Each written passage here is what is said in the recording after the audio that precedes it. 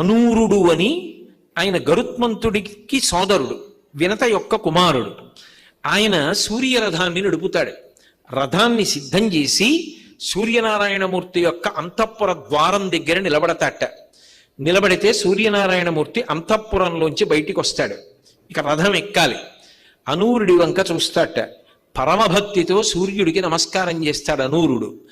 అనూరుడి వంక చూసి ఒక మాట అడుగుతాట, ఏమయ్యా, ఎప్పటి నుంచో ఈ 7 గుర్రాల్ని పూంచి రథాన్ని నడుపుతున్నావు, గుర్రాలు బడలిపోయాయి కదా, ఇంద్రుణ్ణి అడిగి ఉచ్చైశ్రవాన్ని తీసుకొచ్చి కడదామా అని ఆలోచన చేస్తున్నావా?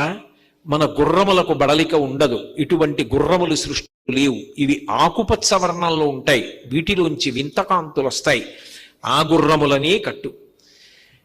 వాటికి ఉన్న పగ్గములు అరిగిపోయాయి అనుకుంటున్నావా? కాబట్టి పశ్చిమ దిక్కున ఉన్న వరుణుణ్ణి అడిగి పాశములు పట్టుకొచ్చి గుర్రాలకు కడదాం అనుకుంటున్నావా? మన గుర్రాలకి కట్టేటటువంటి పాశములు వరుణుడి దగ్గర కూడా ఉండవు. ఇవి సర్పపాశములు. సర్పపాశములతో ఈ గుర్రాలు ముందుకు వెడతాయి. పాశములు మార్చకు. ఏకచక్రధరం దేవంతం సూర్యం ప్రణమామ్యహం అని ఆయన ఏకచక్ర రథం. ఆ రథానికి ఒకటే చక్రం ఉంటుంది.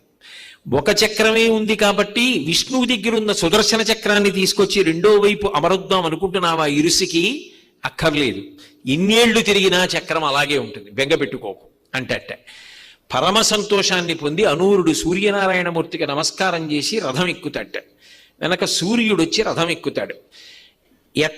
ఎక్కగానే ఒక్కసారి గుర్రాలు 7 కూడా సకిలించి ఆకుపచ్చ కాంతులు చిమ్ముతూ బొక్క ఉదుటున పైకి లేస్తాయిట.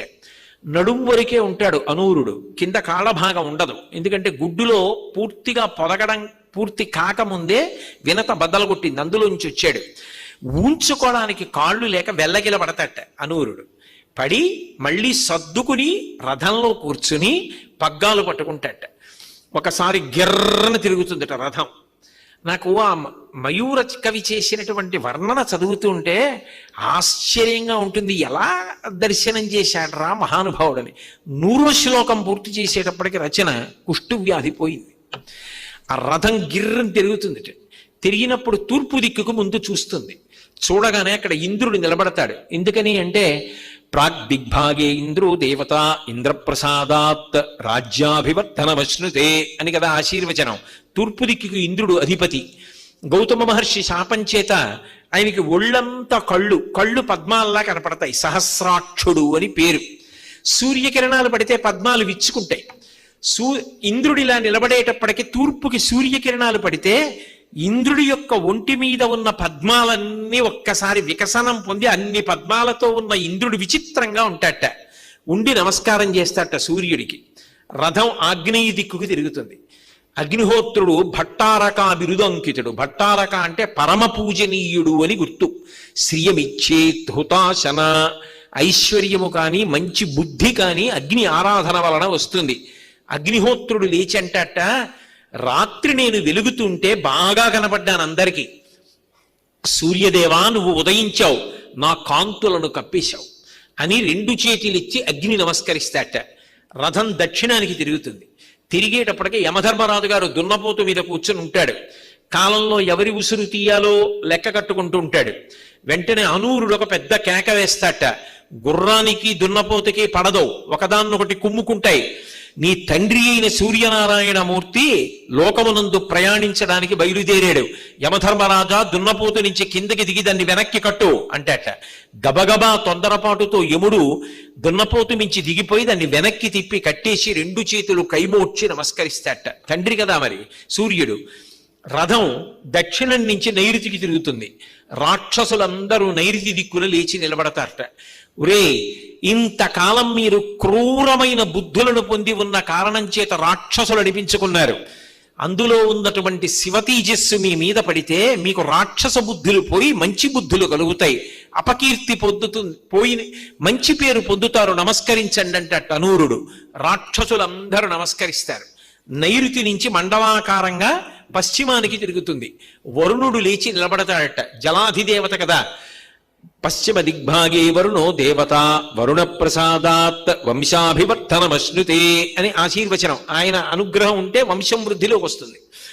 వరుణుడు లేచి నిలబడి నమస్కరిస్తాట. వెంటనే అనూరుడు అంటాడు, గుర్రాల్ని నీటితో తడిపితే అవి సంతోషాన్ని పొందుతాయి. ఓ వరుణుడా, నువ్వు జలాధిదేవతవి కాబట్టి నీళ్లతో ఆయన గుర్రాల్ని తడుపు, సూర్యుడు సంతోషిస్తాడంటాట. వెంటనే వరుణుడు లేచి ఆ గుర్రాలన్నీ తడుపుతాడు. వాయువ్యం వైపుకి తిరుగుతుంది. అనూరుడు అంటే అట్ట, ఓ వాయువా, తడిసిన గుర్రాల మీద గాలి వేస్తే వాటికి చల్లగా ఉంటుంది, చాలా వేగంగా వెళ్ళాలి, ఓసారి మెల్లగా గాలి వేయి అంటే వాయువు గాలి వేస్తే గుర్రాలకి చల్లగా ఉండి సంతోషాన్ని పొంది సూర్యుడికి నమస్కరిస్తాట. ఉత్తర దిక్కుకు తిరుగుతుంది. కుబేరుడు లేచి నిలబడతాట.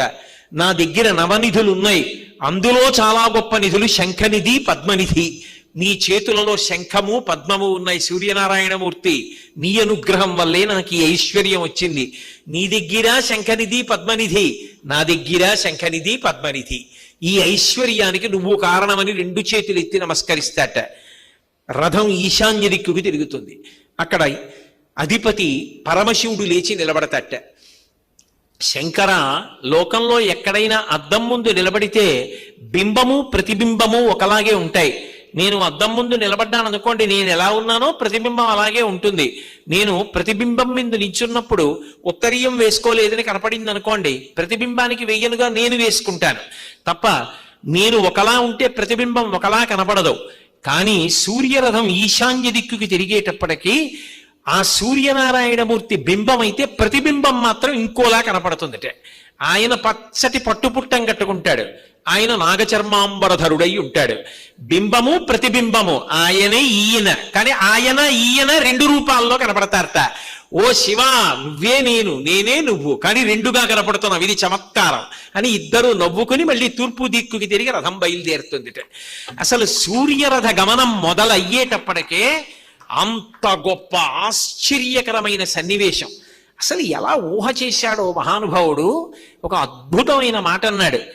సూర్యోదయం జరిగి సూర్యరథం బయలుదేరుతుంటే సృష్టికర్త, స్థితికర్త, ప్రళయకర్త ముగ్గురు బెంగ పెట్టుకుంటారట. ఎందుకు బెంగ పెట్టుకుంటారంటే బ్రహ్మగారు అనుకుంటారట, అమ్మో సూర్యరథం బయలుదేరింది, ప్రారంభంలో లేత కిరణాలు పడినప్పుడు తామర పువ్వు విచ్చుకుంటుంది, మధ్యందిన మార్తాండుడైతే ఆయన కిరణముల యొక్క స్పర్శకి నేను కూర్చున్నటువంటి ఈ తామర పువ్వు వాడిపోతుంది, నేను కూర్చున్న ఆసనం పాడైపోతే సౌకర్యంగా ఎలా కూర్చోను, అందుకని నా ఆసనం పాడైపోతుందేమో అని బ్రహ్మగారు బెంగెట్టుకుంటాట. శ్రీ మహావిష్ణువు ఈ సూర్యుడికో లక్షణం ఉంది, నల్లటిది ఏది కనపడినా దాన్ని తీసేస్తాడు, చీకటిని తీసేస్తాడు. నేనేమో నల్లగా ఉంటాను కాబట్టి ఇప్పుడు అలవాటులో నా కాంతి లాగేస్తాడేమో అని విష్ణుమూర్తి బెంగెట్టుకుంటాట. శంకరుడు అనుకుంటాట, ఎక్కడ చూసినా నాకు చంద్రమౌళి, చంద్రశేఖర అని పేర్లు, బాలేందుమౌళి, చంద్రమౌళి, చంద్రశేఖర అని భక్తులు కీర్తిస్తూ ఉంటారు. శుక్లపక్ష తదియనాటి చంద్రరేఖ నా కిరీటంలో అంత అందంగా ప్రకాశిస్తుంది. ఈ సూర్యుడు ఇంత గొప్ప కాంతితో వచ్చేస్తే ఇక ఈ చంద్రరేఖ కాంతి ఎక్కడుంటుంది? చంద్రమౌళి అని పిలిచాం గాని ఏది చంద్రుడు చంద్రరేఖ ఏది అని భక్తులు వెతుక్కు చూస్తే నా కీర్తి ఏమైపోతుంది అని శివుడు బెంగెట్టుకుంటాట. ముగ్గురు మూర్తులు బెంగెట్టుకునేలా ఆ సూర్యుని యొక్క గమనం మొదలవుతుంది. అంటే అసలు ఆ సూర్య బింబం ప్రయాణం మొదలు పెట్టేటప్పటికే లోకమంతా కూడా ఆశ్చర్యాన్ని పొందుతుంది. యజుర్వేదంలో రుద్రాధ్యాయంలో ఒక మాట అంటారు, అసౌయో వసర్పతి నీలగ్రీవో విలోహిత ఉతైనం గోపా అదృశన్ను దృశన్ను దహార్య అంటారు.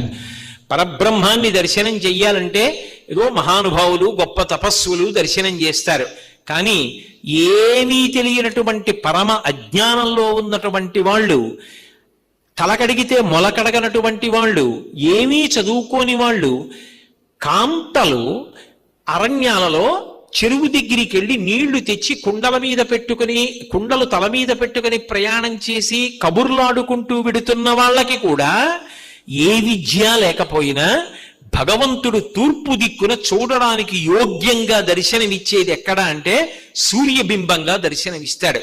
అందుకే సమస్త లోకము కూడా ఆ బాలబింబ దర్శనం చేత అంతటి ఆనందాన్ని పొందుతుంది. మీరు ఏ కావ్యాన్ని చూడండి, ఏ ఇతిహాసాన్ని చూడండి, ఏ పురాణాన్ని చూడండి, సూర్య భగవానుడి యొక్క స్పర్శ లేకుండా అసలు ఉండదు. సూర్యుణ్ణి పక్కన పెడితే అసలు కావ్యాలు కానీ పురాణాలు కానీ ఏవీ లేవు.